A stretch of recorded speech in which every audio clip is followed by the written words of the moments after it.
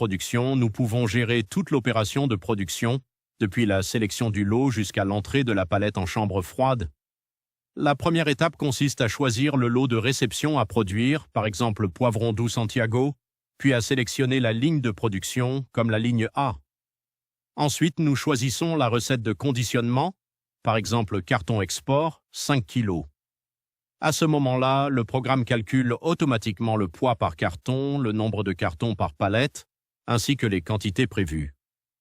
Au démarrage de la production, le système affiche le poids d'entrée, le nombre de cartons attendus et le nombre de palettes à produire. Après la validation de la palette produite, le programme déduit automatiquement la quantité utilisée du stock de réception.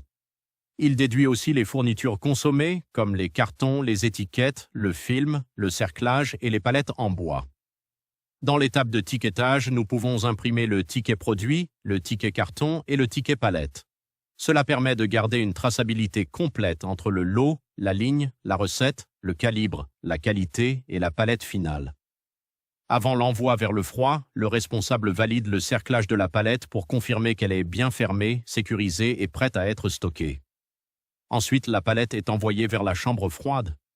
Le système enregistre automatiquement la zone, la chambre et l'emplacement de stockage. Si une palette n'est pas encore complète, elle reste ouverte pour être complétée plus tard.